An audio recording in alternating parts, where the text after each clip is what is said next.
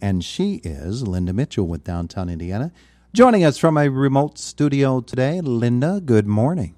Good morning, Todd. Thanks for having me on. I'm glad that you're back with us here this morning as we have looked about the landscape here and taken note of all of the different things and measures that take place with coronavirus and all of the different restrictions. Indiana Borough and Downtown Indiana continues to plug right along. How are things going in Downtown Indiana this summer? Things are going well. I mean, it's been a challenge, but again, I can't say enough about our businesses and restaurants and our community just adapting and supporting each other.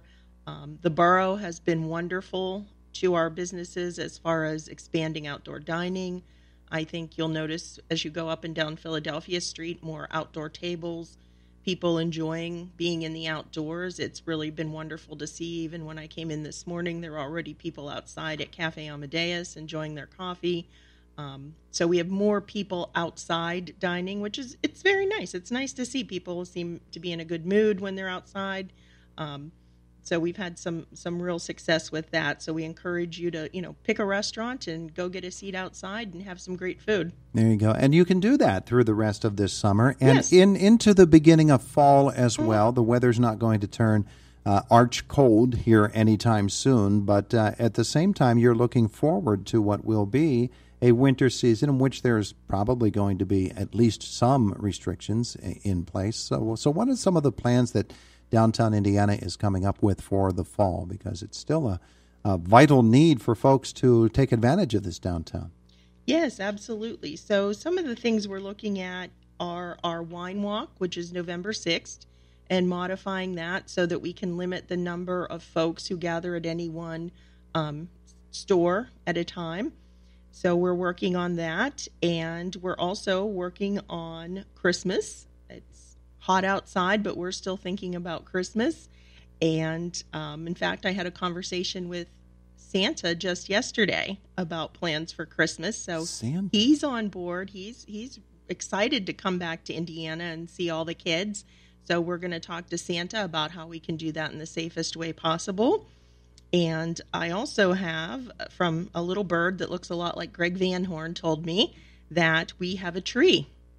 We are getting our tree this year from Mussers. It's their 100th anniversary, so we will have a magnificent tree in IRMC Park, and we're very excited about that as well. So we'll do as much as we can while still keeping everyone safe, but we definitely want to celebrate Christmas. We are the Christmas tree capital of the world, and we are the home of Jimmy Stewart, so we can't skip Christmas. I am trying to imagine a bird that looks like Greg Van Horn. Well, would be wearing a plaid shirt, I guess. Yes.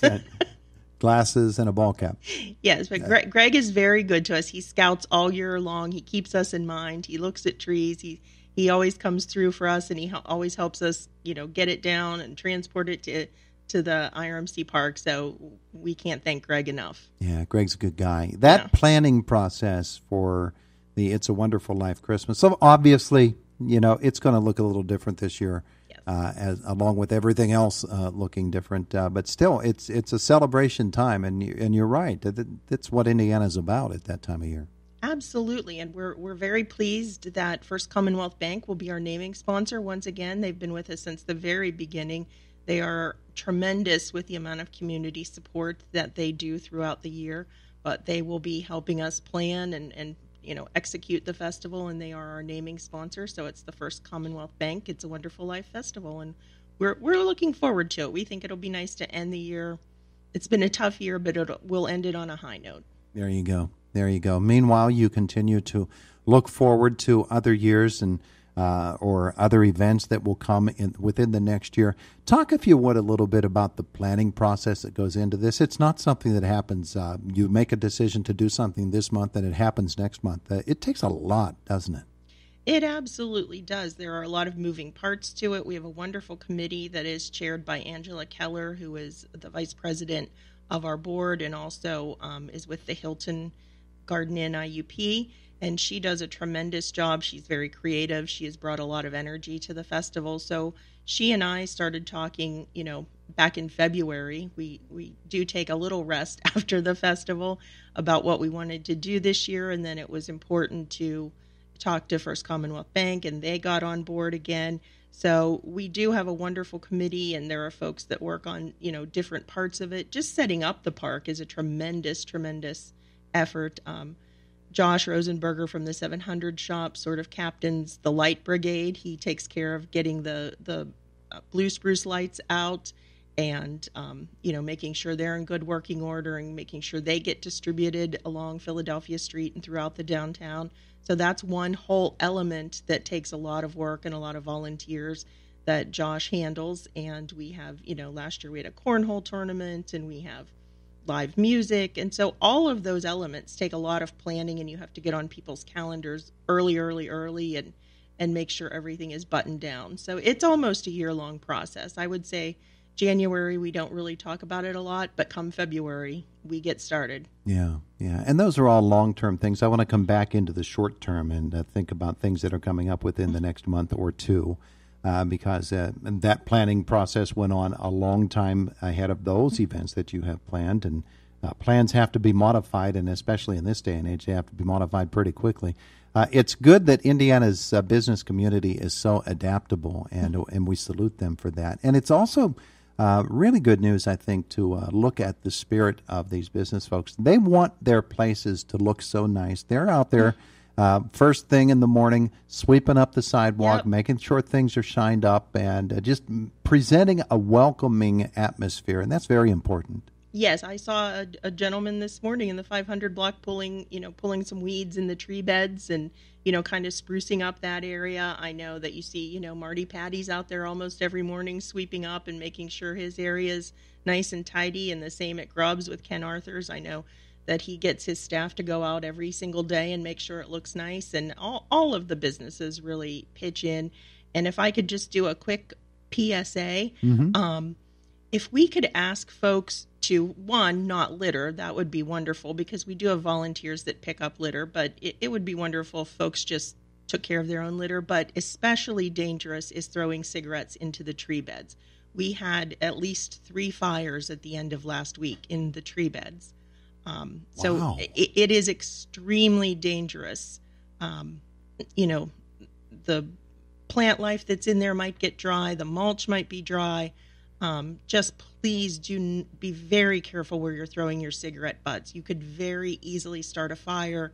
And fortunately, in those cases, there was a business owner nearby who put them out. But there could be a scenario where it's a time of day where there's no one around, and it could really turn into a tragedy. So if you see someone throwing a cigarette butt in the tree beds, please gently remind them not to. But just please be very careful with that. It could be a real tragedy if it went unchecked. Yeah, I'm looking outside at the tree box across the street and, trying to imagine what that looks like when all of a sudden you start to see smoke trailing up. Yes, it's very scary. Yeah, it could. Those things could go up very quickly. But again, you're right. Absolutely. There are other materials nearby. That thing could spread, and we could have a real situation. Yeah, so let's just all be careful and take care of our downtown, and please don't litter, and be extremely careful with your cigarette butts. Good plan.